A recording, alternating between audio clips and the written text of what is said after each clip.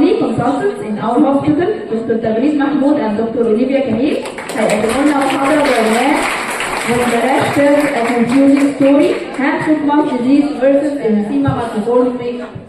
معلش انا بعتذر، في واحده زميلتنا بس المحفظه بتاعتها كشمير بامبي ضايعه، فلو حد لقاها يا ريت.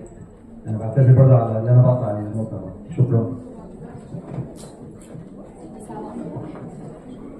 منورينا ومطريكم وتعبناكم، متشكرين ليكم كلكم، فرحانين ان انتم معانا. مبسوطه قوي ان انا في وسط my mentors and my colleagues وصحابي my friends حقيقي اللي انا بتشرف ان انا جزء من العيله الكبيره اللي موجوده في منشيه البكري. هذه اللكتشر مش هنزيد عن 10 دقائق باذن الله. Today, we are looking at two cases that appear strikingly similar but are in fact worlds apart. Our patient, Mustafa, a male, 30 months old, weighing 14 kilograms, the second offspring of non-consanguineous marriage. His complaint was fever with rash for 5 days. Mustafa developed fever and cough 5 days before admission. Cough was dry and associated with rhinorrhea. He was treated with Doliprane, suppositories, histidine syrup.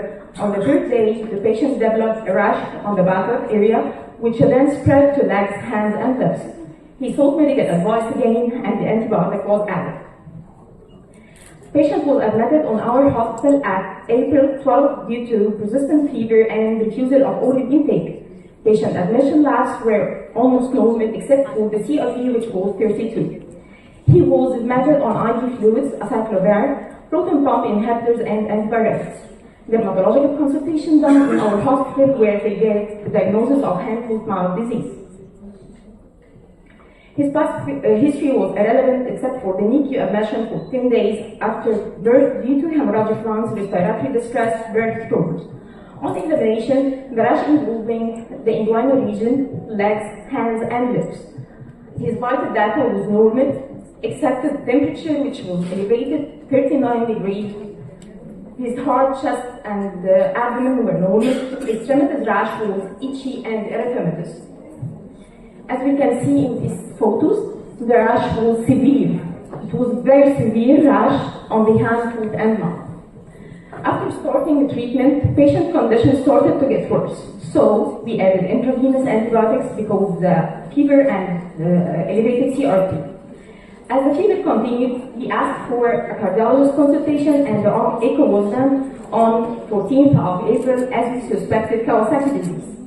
But it revealed a normal heart structure, no dilated coronaries, and the cardiologist recommended to repeat echo after 1 week and to do CBC, CRP, serum creatinine, ESR, urine analysis, and liver function.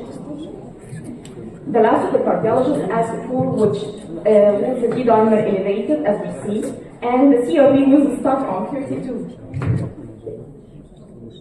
While we were waiting for the patient to improve, he had another decision. The patient started to have elevated kidney function at 16th of April. The creatinine reached 3.1, bone was 35. The patient also developed hypertension, and we added antihypertensive Norpax. And there was also edema in the lower limbs. Abdominal ultrasound was done twice, revealing minimal free fluid noticed between intestinal loops. Other than that, no abnormalities was found. We started parenteral nutrition and toxosteroid for 5 days. Within 2 weeks of treatment, Mustafa started to improve. His blood pressure was controlled, and because became normal without antihypertensive, his creatinine began to be normal gradually till it reached 0.2. وللاسف الصور فيها مشكله، بس زي ما احنا شايفين خلاص ابتدت lesions to fade away and crusting. By time his skin lesions started to crust, then faded away. He was discharged sound and safe at the 13th of April. Acute kidney injury. This slide is supposed to show us this link. It's a paper on PubMed published at October 2020. It reports only 2 cases worldwide with severe hand-foot mouth disease complicated with API One caused by coxsackie virus 71 and the other one was by enterovirus 16. And now, let's dive into another fascinating case brought to you by Dr. Olivia.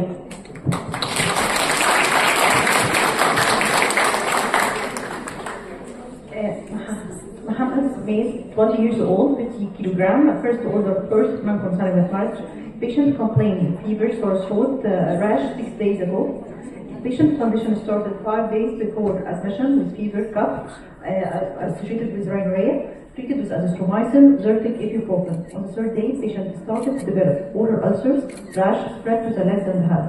He sought medical advice, received PVC spray, and cyclovir was added, no improvement. Patient admitted to us due to refusal of oral intake on 14 June. Patient lab was normal, vital signs also was normal. Patient except of a rash which was itchy, erythematous with severe ulceration and crustation on the lip and oral cavity.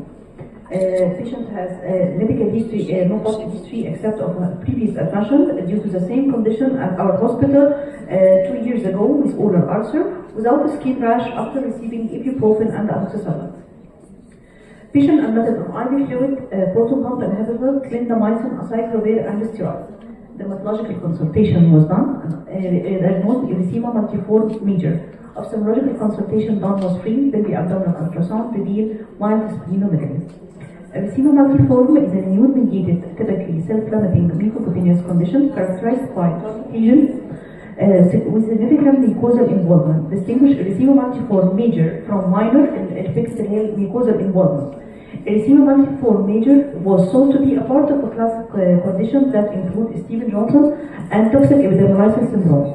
However, clinical lectures over the past decade had a previous significant evidence that supports erythema multimajor as a completely separate condition from Stevens-Johnson and toxic epidermolysis syndrome. This table showing what is the most common causes causing erythema multiforme, including infections like cytomegalovirus, hepatitis C, herpes simplex virus type 1 and type 2, influenza virus, mycoplasma, vulvovaginal candidiasis, some antibiotic like erythromycin, penicillin, sulfonamide, anti-epileptic. This diagram showing how to approach the treatment of erythema multiforme. Treatment of acute erythema multiforme is a self-limiting nature depending on treatment of the symptoms with corticosteroid, antihistaminic, oral antiseptic. For recurrent erythema multiforme, like this case, continuous oral acyclovir for 6 months has been the only treatment assessment by randomized clinical trial. It was shown to suppress the rate of recurrence by placebo. Continuous antiviral is still the first line therapy for recurrent erythema multiforme, especially induced in herpes simplex virus. The key differential point between my case and Dr. Taghreed case, a classic target lesion, a more common target lesion with central dusky, strongly suggests erythema multiforme major, not hand, foot, and mouth. Multiple mucosal lesion, oral, ulcer, genital, more common erythema multiforme major. Acral vesicles limited to mucosal involvement, usually just oral, should be hand, foot, and mouth disease.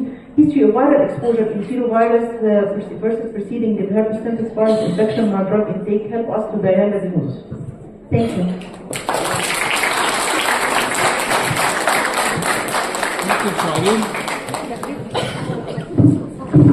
الكوكساكي فيروس انتيروفيروس عمل اكيد كدني انجري Yes.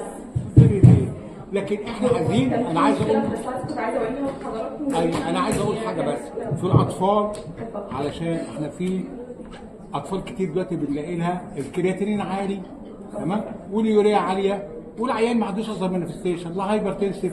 لا بس ده كان هايبرتنسيف كان كيلو ولا مدينه زي ما انا قلت، ولا ده كان هايبرتنسيف وكده. طب ما دورناش على انذر كوز دراج انديوزد انترستيشيال نيفرايتس اللي هي نتيجه نون سترويدال انتي انفلاماتوري اللي امهاتنا كلها عملت فيها. لا بس هو كان اصل الولد ده جالنا كان ماي فيز جدا، بس كان في مشكله في الصور عشان كده احنا ما كانش وايد. الولد ده حتى التارجت ساين ما بنيش. ما بنيش للاسف، كان في مشكله في الاسف. الولد ده كان جاي لنا فيري مايلد فعلا تيبيكال فورم بتاعت الهاند ماوث ديزيز، بس كان في ريزيستنت فيه اونلي. all of a sudden الراش ابتدى يبقى سيفير جدا، والولد الفيبر constant not improving with anything. CRP 32 not improving. فاحنا اضطرينا ان احنا نبتدي نديك ديبر يعني. فلما عملنا اليورين وعملنا كل الحاجات اللي ريليتد ان هو يكون acute kidney injury due to another cause ما لقيناش. هو الاونلي اكسبلانيشن كان ان احنا حتى احنا كنا هي بالنسبه لنا سترينج يعني ده انترنسك اكيد كدني انجري انترنسك رينال مش بري رينال ولا بوست رينال انفكشن اسوشيتد اكيد كدني يس الولد كان كومبليتلي نورمال حتى الجنرال. طب اتحسنت باي ستيرويد باس ستيرويد وهو ده اللي كان مكتوب في البيبر اللي احنا كنا حاطينه ان treatment of this case is باس ستيرويد او IgG in some cases بس mostly بتبقى. طب الحاله الثانيه ارسمها مالتيفورم ولا ستيفن جونسون؟ لا ارسمها مالتيفورم كانت ارسمها مالتيفورم ميجر ليه؟ واي علشان خاطر هي احنا قلنا كده التشيرش المفروض يعني كان بتوضح ان في حاجات بتبقى ستيفن جونسون بتبقى اعلى فيها اكتر من كده 2 اور مور ميوكوزايتس. انت عندك كانت واحده بس ما صح؟ شكرا. Thank you, Dr. Taghreed. Thank you, Dr. Thank you, ma'am. I'm happy and proud.